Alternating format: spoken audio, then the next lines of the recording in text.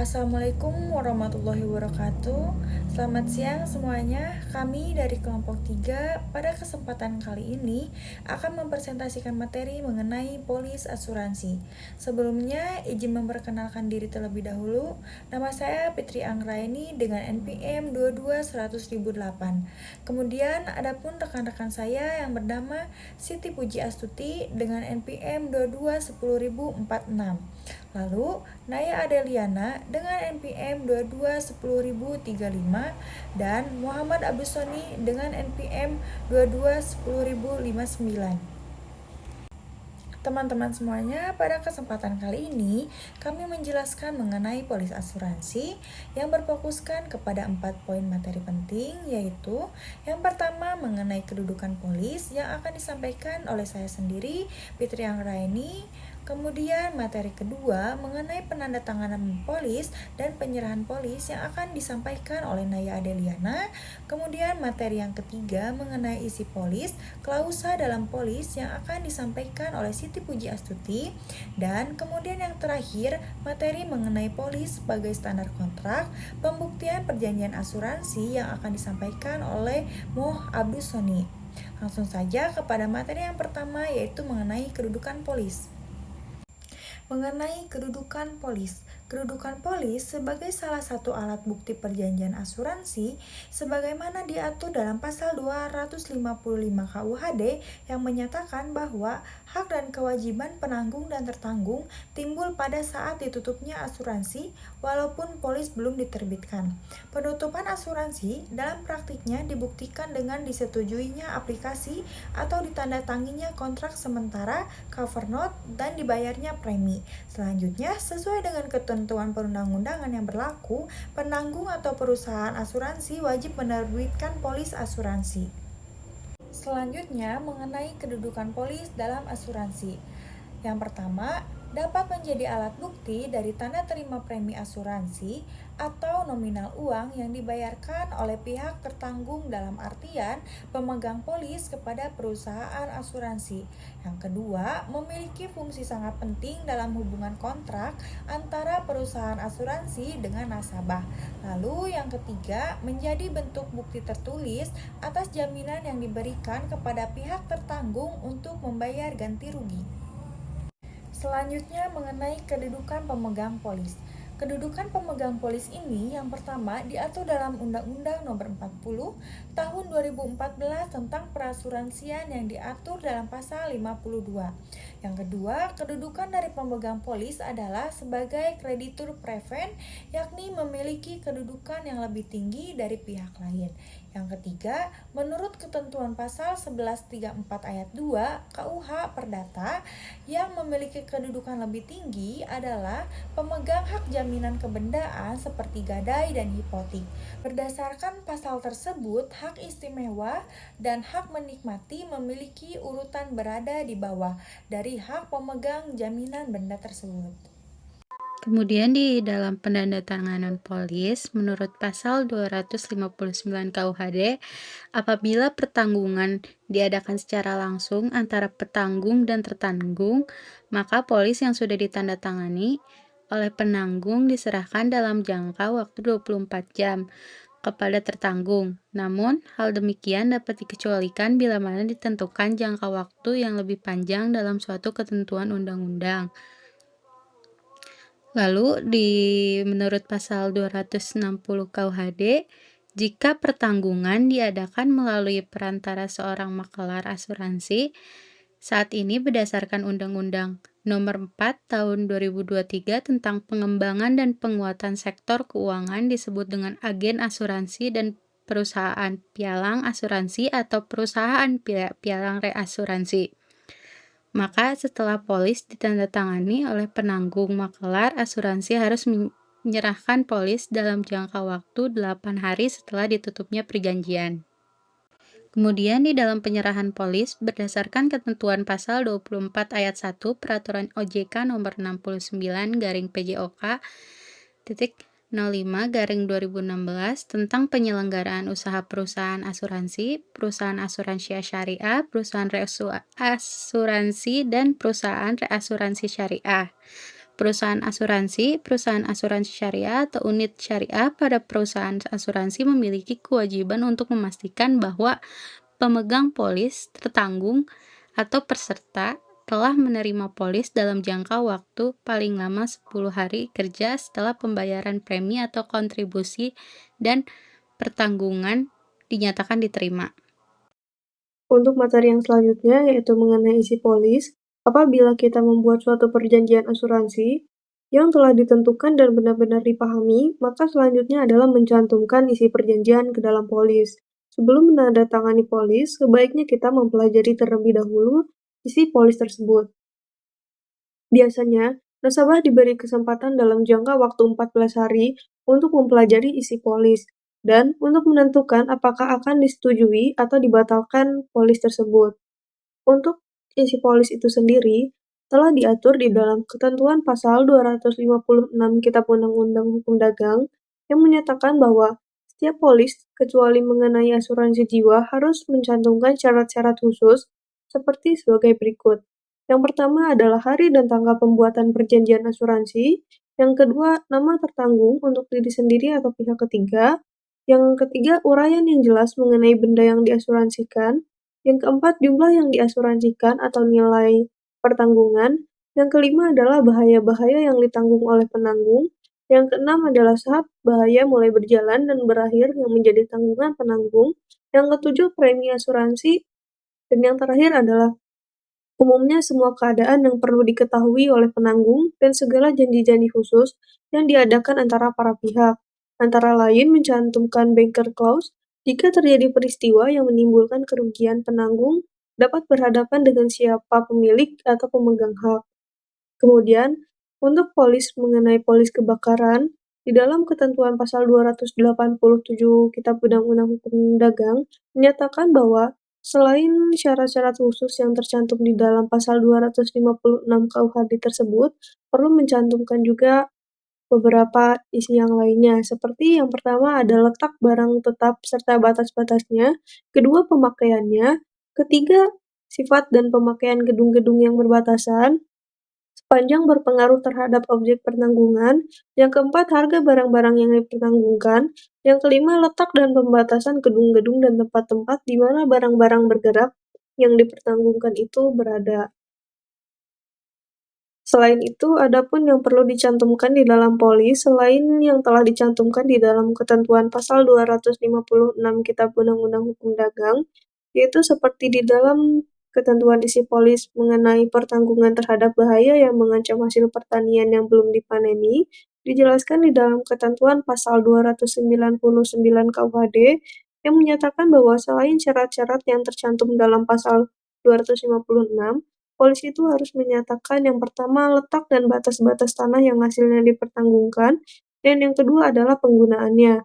Kemudian adapun mengenai polis pertanggungan terhadap bahaya-bahaya pada pengangkutan di darat dan di sungai-sungai dan perairan pedalaman yang dijelaskan di dalam ketentuan pasal 686 KUHD yang menyatakan bahwa polis kecuali syarat-syarat tersebut dalam pasal 256 harus menyatakan yang pertama ada waktu yang di dalamnya perjalanan harus sudah selesai bila hal itu ditentukan dalam surat pengangkutan.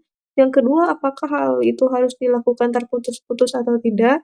Yang ketiga adalah nama nahkoda, pengangkut, atau pengirim yang telah menerima pengangkutan. Kemudian mengenai si polis pertanggungan terhadap bahaya di laut dan bahaya perbudakan, dijelaskan di dalam ketentuan pasal 592 KUHD yang menyatakan bahwa selain syarat-syarat yang disebut dalam pasal 256, polis harus menyatakan yang pertama, nama nahkoda, nama kapal dengan menyebutkan macamnya, dan pada pertanggungan kapalnya, pernyataan apakah kapal itu terbuat dari kayu cemara atau keterangan bahwa tertanggung tidak mengetahui tentang keadaan itu. Yang kedua, tempat barang-barang dimuat atau harus dimuat. Yang ketiga, pelabuhan tempat kapal seharusnya berangkat atau harus berangkat. Yang keempat, pelabuhan atau pantai tempat kapal harus memuat atau membongkar. Yang kelima, pelabuhan atau pantai yang harus disinggahi kapal. Yang keenam, tempat permulaan berlangsungnya bahaya yang menjadi beban penanggung. Yang ketujuh, nilai kapal yang dipertanggungkan. Semua dengan tidak mengurangi pengecualian-pengecualian pengecualian yang terdapat dalam bab usaha. Kemudian yang selanjutnya adalah mengenai jenis klausul dalam polis asuransi. Dalam perjanjian asuransi, sering tercantum janji-janji khusus yang dirumuskan secara tegas di dalam polis, yang sering kita sebut sebagai klausul asuransi, yang maksudnya untuk mengetahui batas tanggung jawab penanggung dalam pembayaran ganti kerugian apabila terjadi peristiwa yang menimbulkan kerugian. Jenis-jenis asuransi tersebut ditentukan oleh sifat objek asuransi itu ataupun bahaya yang mengancam dalam setiap asuransi. Klausul-klausul tersebut, yaitu yang pertama adalah klausul premier risque. Klausul ini menyatakan bahwa apabila pada asuransi di bawah nilai benda terjadi kerugian, penanggung akan membayar ganti kerugian seluruhnya sampai maksimum jumlah yang diasuransikan. Hal ini sesuai dengan ketentuan pada pasal 253 ayat 3 KUHD. Yang kedua adalah klausul all risk. Klausul ini menentukan bahwa penanggung memikul segala risiko atau benda yang diasuransikan. Ini berarti bahwa penanggung akan mengganti semua kerugian yang timbul akibat peristiwa apapun, kecuali kerugian yang timbul karena kesalahan tertanggung sendiri sesuai dengan yang tercantum di dalam ketentuan pasal 276 KUHD dan karena cacat sendiri bendanya sesuai dengan ketentuan pasal 249 KUHD. Yang ketiga adalah klausul total loss only. Klausul ini menentukan bahwa penanggung hanya menanggung kerugian yang merupakan kerugian keseluruhan atau total atas benda yang diasuransikan. Yang keempat adalah klausul sudah diketahui. Klausul ini digunakan pada asuransi kebakaran. Klausul ini menentukan bahwa penanggung sudah mengetahui keadaan, konstruksi, letak, dan cara pemakaian bangunan yang diasuransikan.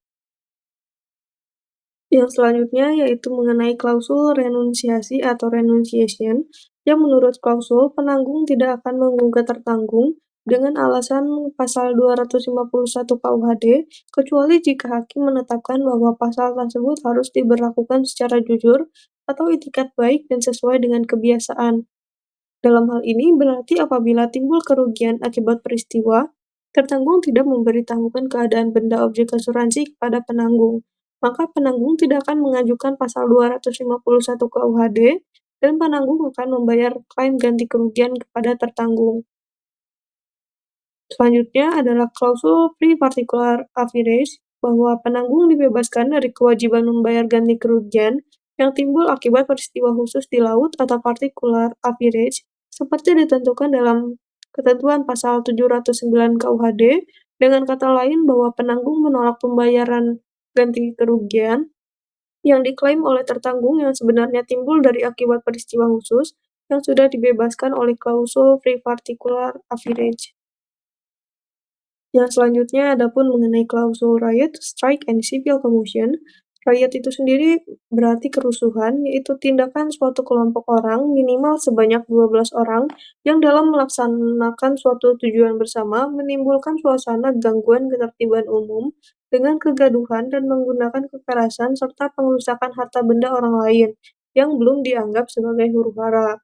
Strike atau pemogokan adalah tindakan pengerusakan yang disengaja oleh sekelompok pekerja, minimal 12 orang pekerja atau separuh dari jumlah pekerja, dalam hal jumlah seluruh pekerja kurang dari 24 orang, yang menolak bekerja sebagaimana biasanya dalam usaha untuk memaksa majikan memenuhi tuntutan dari pekerja atau dalam melakukan protes terhadap peraturan atau persyaratan kerja yang diberlakukan oleh majikan. Civil commotion atau huru-hara adalah keadaan di suatu kota di mana sejumlah besar massa, secara bersama-sama atau dalam kelompok-kelompok kecil, menimbulkan suasana gangguan ketertiban dan keamanan masyarakat dengan kegaduhan dan menggunakan kekerasan, serta rentetan pengerusakan sejumlah besar harta benda. Sedemikian rupa sehingga timbul ketakutan umum, yang ditandai dengan terhentinya lebih dari separuh kegiatan normal, pusat perdagangan atau pertokoan atau perkantoran atau sekolah atau transportasi umum di kota tersebut selama minimal 24 jam secara terus-menerus, yang dimulai sebelum, selama, atau setelah kejadian tersebut. Yang terakhir adalah banker clause atau klausul bank, adalah suatu klausul yang tercantum di dalam polis yang hanya dicantumkan atas permintaan pihak bank, di mana dalam polis secara tegas dinyatakan bahwa pihak bank adalah sebagai penerima ganti rugi atas peristiwa yang terjadi atas objek pertanggungan sebagaimana disebutkan dalam perjanjian asuransi atau polis. Klausul ini muncul sebagai akibat adanya hubungan utang piutang antara debitur dan kreditor, di mana objek pertanggungan adalah menjadi jaminan bank, sehingga klausul ini bukan merupakan standar yang pada umumnya tercantum di dalam polis. Polis sebagai standar kontrak. Standarisasi kontrak asuransi, Otoritas Jasa Keuangan atau OJK mempertimbangkan untuk mengatur standar kontrak atau perjanjian polis asuransi untuk menciptakan standar yang seimbang antara perusahaan asuransi dan juga nasabah. Klausula baku. Klausula baku dalam polis asuransi memberikan kepastian dan perlindungan hukum bagi tertanggung atau pemegang polis. Klausula ini didasarkan pada permintaan, penawaran, dan penerimaan dari masing-masing pihak yang dilaksanakan berdasarkan asas kebebasan berkontrak dan juga itikat baik. Larangan klausula baku sepihak. Pelaku usaha jasa keuangan dilarang memuat klausul dalam perjanjian yang tidak memenuhi keseimbangan, keadilan, dan kewajaran sehingga merugikan nasabah atau konsumen. Asuransi harus memuat syarat-syarat yang diperjanjikan para pihak. Fungsi polis sebagai alat pembuktian. Berdasarkan pasal 225 KUHD yang menyatakan pertanggungan harus dilakukan secara tertulis dengan akta yang diberi nama polis. Perjanjian asuransi harus dibuat secara tertulis dalam bentuk akta yang disebut polis, yang memuat kesepakatan, syarat-syarat khusus, dan janji-janji khusus yang menjadi dasar pemenuhan hak dan kewajiban para pihak, yaitu penanggung dan juga tertanggung, dalam mencapai tujuan asuransi. Dengan demikian, polis merupakan alat bukti tertulis tentang telah terjadinya perjanjian asuransi antara tertanggung dan juga penanggung.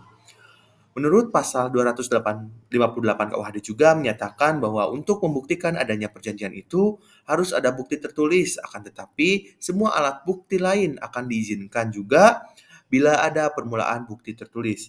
Namun demikian, janji dan syarat khusus bila timbul perselisihan tentang hal itu dalam waktu antara pengadaan perjanjian dan penyerahan polisnya dapat dibuktikan dengan semua alat bukti, akan tetapi dengan pengertian bahwa harus ternyata secara tertulis, syarat yang pernyataannya secara tegas diharuskan dalam polis.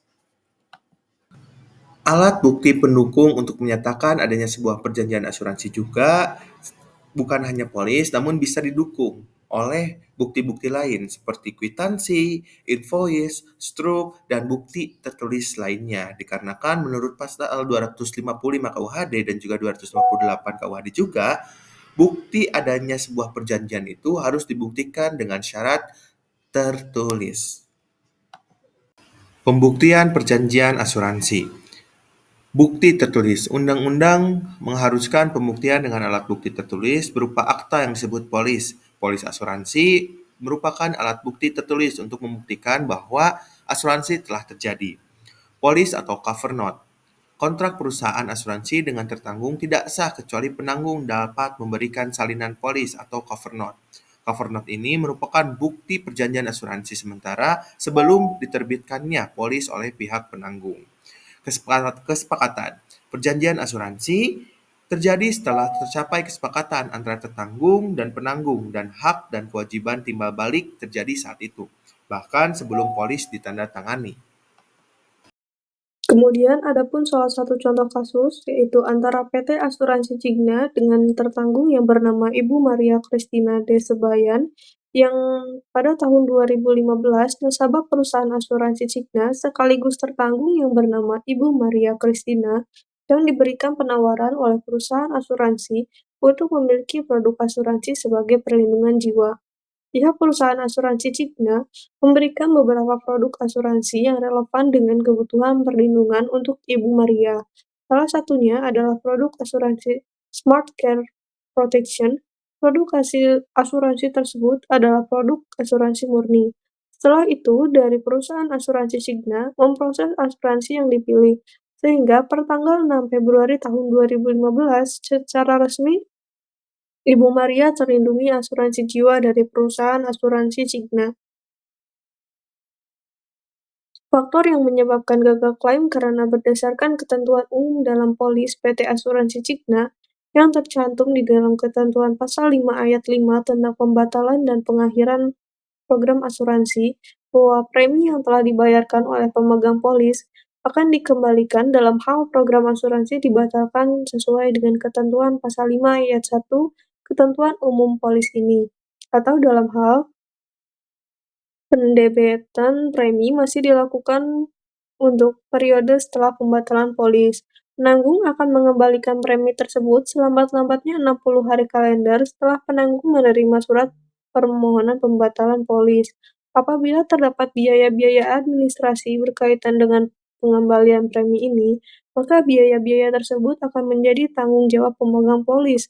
Sedangkan isi dari ketentuan pasal 5 ayat 1 yang dimaksud dalam pasal 5 ayat 5 tersebut, yaitu bahwa dalam hal pembatalan program asuransi, apabila pemegang polis bermaksud membatalkan program asuransi ini karena alasan apapun, pemegang polis harus mengembalikan polis ini kepada penanggung bersama dengan surat permohonan pembatalan polis dalam jangka waktu 15 hari kalender setelah tertanggung menerima polis.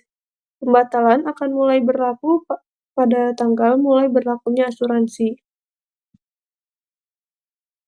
Ibu Maria Christina Desebayan sebagai tertanggung yang ingin menghentikan perjanjian asuransi sekaligus ingin melakukan klaim pengembalian premi karena tidak terjadinya peristiwa selama berlakunya perlindungan asuransi.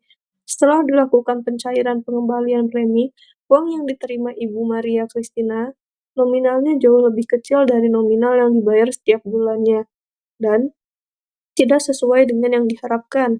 Hal tersebut disebabkan karena Ibu Maria beranggapan bahwa asuransi yang dimilikinya adalah asuransi unit link atau asuransi sekaligus terdapat manfaat investasi.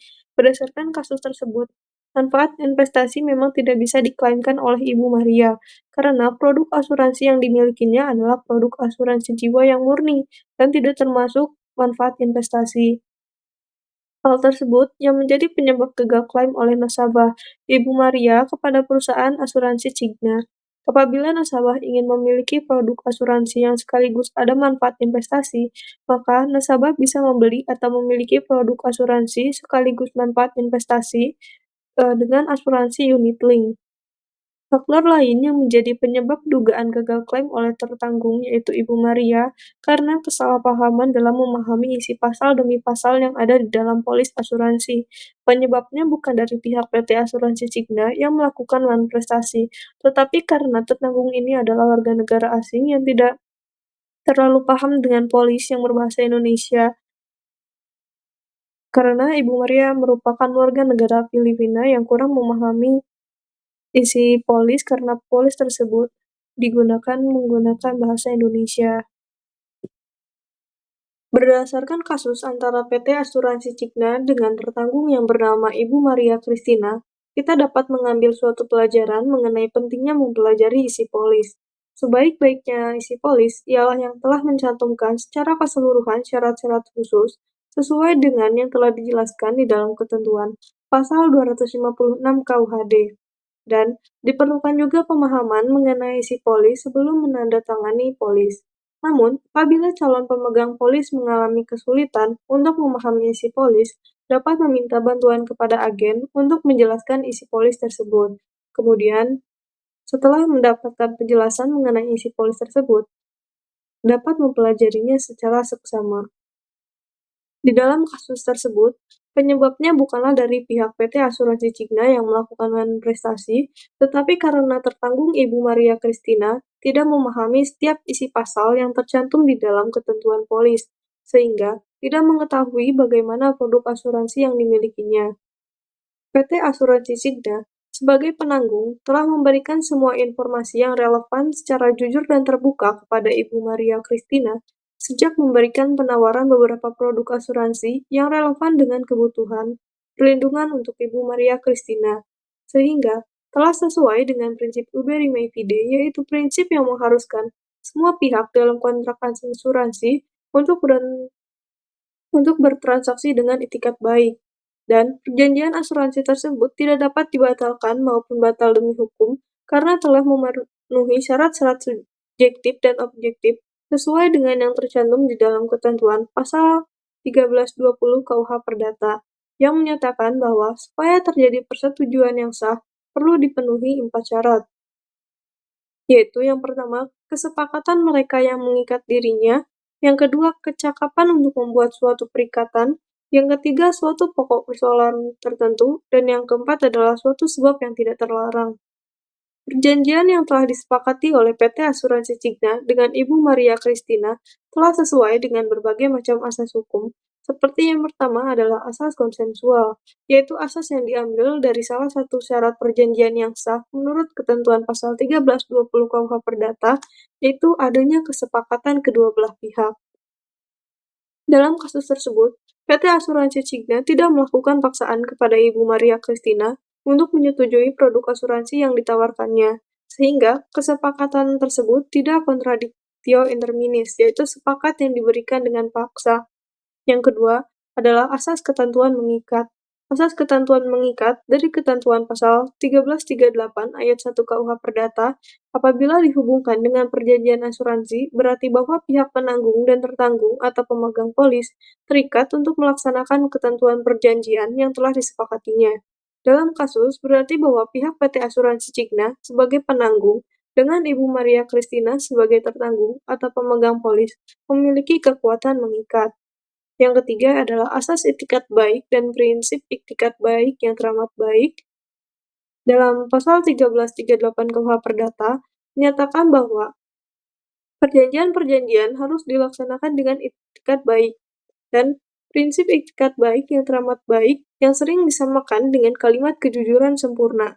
Dalam kasus yang dianalisa, perjanjian antara perusahaan asuransi Cigna dengan Ibu Maria Christina telah dibuat sesuai dengan ketentuan asas dan prinsip tersebut, karena dalam pembuatan perjanjian tersebut tidak terdapat kebohongan dalam penyampaian informasi.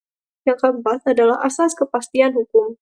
Mengenai pembatalan program asuransi yang diajukan oleh Ibu Maria dan disetujui oleh PT Asuransi Cigna telah sesuai dengan ketentuan yang tercantum di dalam polis, yaitu ketentuan pasal 5 ayat 5 tentang pembatalan dan pengakhiran program asuransi. Selain itu, pembatalan program asuransi tersebut juga telah sesuai dengan ketentuan asas kepastian hukum sebagaimana dijelaskan di dalam ketentuan pasal 1338 ayat 2 KUH Perdata yang menyatakan bahwa perjanjian-perjanjian itu tidak dapat ditarik kembali selain dengan kesepakatan kedua belah pihak atau karena alasan-alasan yang oleh undang-undang dinyatakan cukup untuk itu. Kemudian di sini saya akan membahas contoh kasus dalam perkara nomor 28-PDTG-2020-PN Jaksel dengan penggugat Lanyala M. Mataliti dan tergugat PT Asuransi Jiwa Manulife Indonesia. Dengan kronologi, pada awalnya penggugat tertarik untuk mengisi dan mendatangani daftar isian formulir pendaftaran pada tanggal 8 bulan 11 2013 dengan alasan membeli asuransi untuk kebutuhan masa depan, sesuai yang tercantum pada angka 15 formulir tersebut. Beberapa hari setelahnya, penggugat mengetahui bahwa tergugat telah mengirimkan berkas polis asuransi kepada penggugat. Meskipun penggugat tidak mengingat tanggal penerimaan berkas tersebut, penggugat meyakini bahwa isi polis asuransi yang dikirim oleh tergugat sama dengan proposal yang disepakati oleh agen asuransi Manulife Indonesia, yaitu sama dengan proposal yang disepakati dengan agen asuransi Manulife Indonesia, yaitu Saudari Reta Yuzara Tabrani pada tanggal 8 November 2013. Penggugat telah membayar premi sebanyak 3 kali dari total 5 kali pembayaran yang seharusnya dilakukan. Namun, penggugat tidak pernah menerima kwitansi setiap pembayaran premi dan laporan tahunan polis dari tergugat. Karena penggugat tidak pernah menerima kwitansi pembayaran premi dan laporan tahunan polis dari tergugat, penggugat menunda pembayaran premi pada tahun 2016 dan 2017. Kemudian pada tanggal 28 Agustus 2019, penggugat menerima surat dari tergugat dengan nomor referensi 11994-CS-MI-8-2019. Surat tersebut menyatakan bahwa pada tanggal 6 April 2018, status polis berakhir ketika total nilai tunai mencapai 0. Setelah menerima surat tersebut, penggugat memeriksa dan meneliti berkas polis asuransi nomor 4298944742 yang diterima sebelumnya. Penggugat menemukan beberapa hal sebagai berikut. Yang pertama, tidak ada tanda tangan bertinta basah dari pejabat yang berwenang pada berkas polis PT Asuransi Jiwa Manulife Indonesia dengan nomor 4290894742, baik dalam halaman RP 1-3, RP 2-3 maupun RP 3-3. Yang kedua, hanya terdapat nada tangan cetak pada sampul yang bersifat iklan umum dan sampul tersebut tidak mencantumkan data seperti nomor polis tertanggung, usia masuk, dan tanggal mulai berlaku. Yang ketiga, tidak ada proposal yang dibicarakan dengan agen yang menjadi dasar kesepakatan sesuai formulir pendaftaran yang ditandatangani penggugat. Yang keempat, penggugat yakin bahwa isi ringkasan polis tidak sesuai dengan proposal yang ditawarkan oleh agen pada tanggal 8 November 2013. Yang kelima, terdapat ketentuan umum polis yang berkasnya tidak pernah disampaikan dan dijelaskan oleh agen kepada penggugat, tetapi diklaim oleh tergugat sebagai peraturan yang mengikat.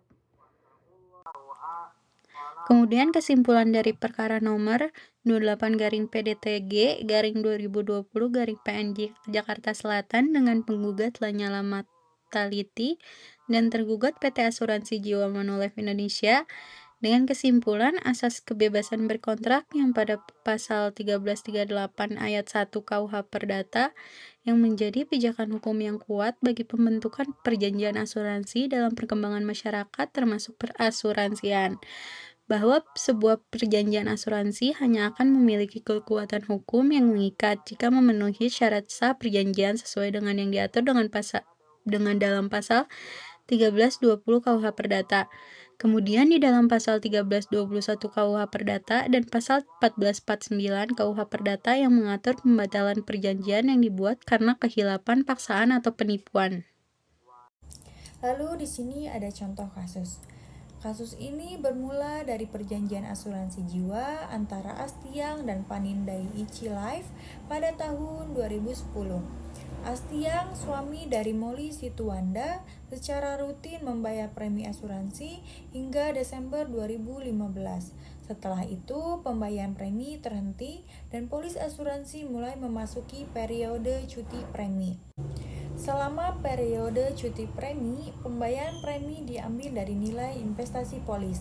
Namun, pada Oktober 2018, nilai investasi tersebut tidak lagi mencukupi, menyebabkan polis asuransi menjadi lapsi atau tidak aktif. Panindai Ichi Life telah memberitahukan status lapsi ini kepada Astiang melalui SMS, surat, dan juga telepon. Pada April 2019, Astiang meninggal dunia. Molly Situanda sebagai ahli waris mengajukan klaim asuransi sebesar 270 juta. Namun, Panindai Ichi Life menolak klaim tersebut dengan alasan polis telah lapsi. Molly Situanda merasa tidak puas dan mengajukan somasi sebanyak 2 kali, tetapi tidak direspon. Akhirnya, ia mengajukan gugatan ke Pengadilan Negeri Jakarta Barat menuduh Panindai Ichi Life telah melakukan perbuatan melawan hukum. Berdasarkan contoh kasus posisi yang terjadi pada perusahaan Panindai Ichi Life pada tahun 2010 dengan tergugat beratasnamakan Astiang, kedudukan polis memiliki peran yang sangat penting dan tinggi dalam sebuah perjanjian di antara perusahaan dengan nasabah. Kedudukan polis dan isi dari polis itu sendiri menentukan keberlakuan dari kontrak perjanjian antara perusahaan dengan nasabah, di mana masing-masing hal yang dilakukan oleh kedua belah pihak harus sesuai dengan isi polis. Dengan nasabah diwajibkan untuk membayar premis setiap bulannya agar asuransi dapat dicairkan dan polis tetap berlaku. Apabila nasabah melakukan kelalaian sendiri yang menyebabkan polis menjadi tidak valid atau tidak berlaku, hal tersebut di luar tanggung jawab dari perusahaan. Hal tersebut menunjukkan bahwa polis memiliki kedudukan yang sangat tinggi dalam kontrak perjanjian antara perusahaan dengan nasabahnya. Tetapi, nasabah juga harus memenuhi kewajibannya sesuai dengan perjanjian kontrak di awal. Tidak boleh lalai agar polis tersebut tetap berlaku dan aktif. Contoh kasus yang saya ambil ini yaitu kasus ini bermula dari sengketa klaim asuransi kendaraan bermotor yang diajukan oleh Wijanto kepada PT Asuransi Sinarmas. Wijanto mengasuransikan kendaraannya yaitu Isuzu Panther dengan nomor polisi B7875M. Berdasarkan polis asuransi yang diperpanjang pada 27 April 2007, pada 29 Juli 2007 terjadi pencurian terhadap bagian dashboard dan perlengkapan kendaraan tersebut. Wijanto mengajukan klaim kepada asuransi Sinarmas, tetapi klaim tersebut ditolak dengan alasan bahwa laporan klaim diduga menggunakan bukti palsu atau tidak sah. Merasa dirugikan, Wijanto menggugat PT Asuransi Sinarmas dengan tuntutan ganti rugi material sebesar 100 juta rupiah dan imaterial sebesar 1 miliar rupiah, serta meminta sita jaminan atas aset perusahaan asuransi. Secara keseluruhan, perkara ini berfokus pada penolakan klaim asuransi oleh PT Asuransi Sinarmas yang kemudian dinyatakan sebagai wan prestasi sehingga mereka dihukum untuk membayar sebagian ganti rugi kepada penggugat. Kasus ini dinyatakan wan prestasi dikarenakan pihak penanggung yaitu PT Asuransi Sinarmas menolak untuk melakukan kewajibannya karena menduga bahwa pihak tertanggung mengajukan klaim asuransi dengan dibuktikan oleh bukti yang palsu atau tidak sah. Oleh karena itu, PT Asuransi Sinarmas ini dinyatakan wan prestasi karena lalai untuk memenuhi kewajibannya. Mungkin itu contoh kasus yang saya ambil.